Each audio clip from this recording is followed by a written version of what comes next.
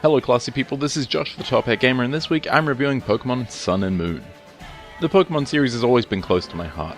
Through the addition of over 600 new Pokemon, 3 new types, and a whole bunch of new moves and mechanics, nothing has quite scratched the same itch as the Pokemon series. Sun and Moon represents the biggest potential shift in the series to date, so let's see if it pays off. Pokemon Sun and Moon are set in the Hawaii-inspired Alola region, a region built on the tradition of the Island Challenge, rather than the usual gym-based Pokemon leagues of past regions. Having recently moved to the tropical paradise, you're tasked with completing this ancient practice, while at the same time having to deal with Alola's resident gang, the nefarious Team Skull, though a strange girl and her mysterious Pokemon hint at greater things to come. There's plenty to like about Sun and Moon's story. For starters, you get a better sense for the many charming characters you'll meet along your journey due to increased interactions with the region's gym leader stand-ins outside of battle. The Island Challenge as a whole presents a great way to learn about the characters and the region itself. On top of that, the game's plot, while still fairly simplistic, offers a few more twists and turns than usual, helping to maintain player interest for the duration. Alola itself just feels more alive than previous locations in the series, and while a lot of this is thanks to the refreshing structure of the Island Challenge and Sun and Moon's more interesting plot, at the end of the day it's the region's wide variety of unique environments and relaxing soundtrack that really seal the deal. The game is just so colourful, and moving from haunted shopping malls to Old West style ranches makes the game feel a lot bigger than it really is. I also really appreciate the move from more recent games' chibi art style for the out-of-battle character models, as Sun and Moon simply feel more consistent as a result.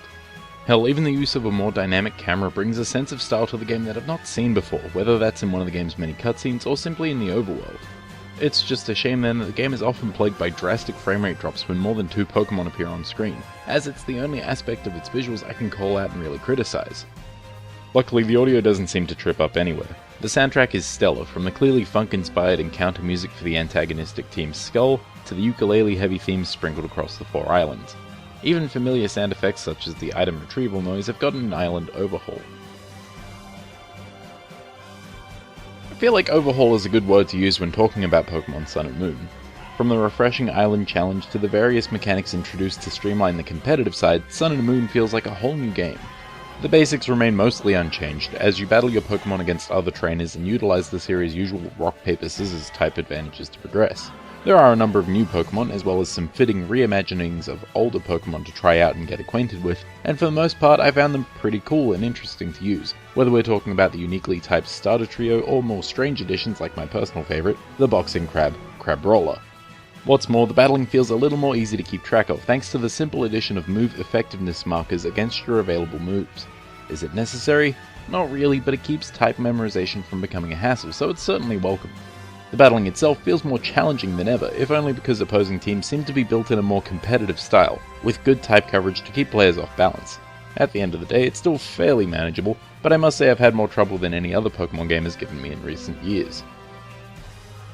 Minor tweaks to the battling system aren't the only changes from the series norm. Other small changes to the formula include the altogether removal of overworld HM use. The moves such as Surf or Fly still exist, but you no longer have to apply them to crucial move slots, or waste party slots on HM-compatible Pokemon simply to move around the islands. Instead, you're able to use Ride Pokemon, which enable you to cross bodies of water, smash through rocks, or even fly. If games like Ruby and Sapphire had this feature, I'm certain I'd remember them much more fondly, that's for damn sure. As I mentioned earlier, the core of the game is focused on the Island Challenge, and once again it's a refreshing change to the now 20-year-old formula.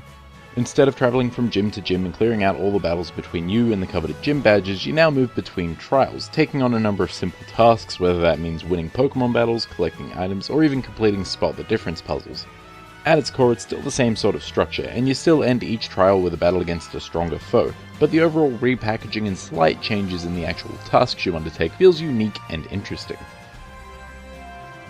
Whether you're taking on the Island Challenge or training a team for competitive play, there are a handful of new tools such as Pokepelago and Pokemon Refresh that continue to improve the overall experience.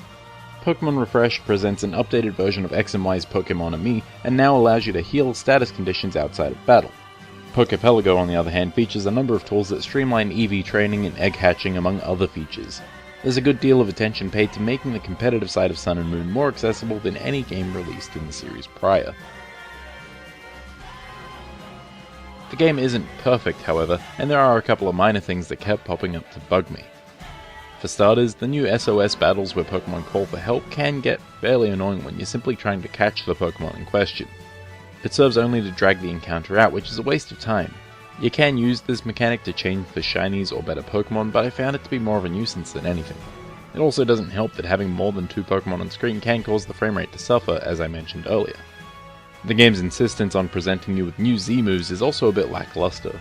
They're kinda cool the first time you use them, and they'll get you out of a pinch if used correctly, but their animations take so long that it's hardly worth it. I honestly would have preferred some new Mega Evolutions, because at least they can alter your strategies a bit. Those minor frustrations aside, the game is pretty great, and in terms of content, Pokemon Sun and Moon offers quite a bit. The main story itself is roughly 20 to 30 hours long and features plenty of endgame content to keep you occupied for another handful of hours.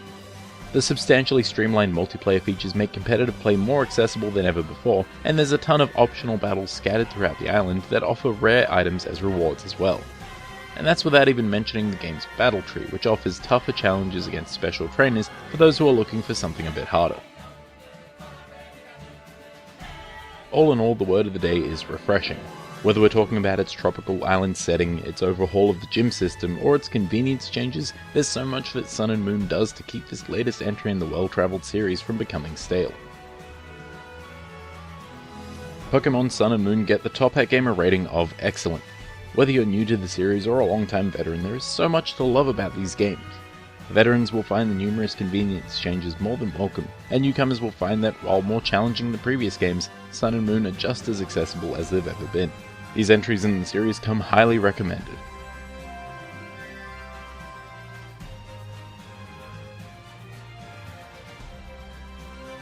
Thanks for watching, I hope you found the review informative. If you missed the last review on Watch Dogs 2 or my list of the top 5 most improved sequels in video games, click the annotations.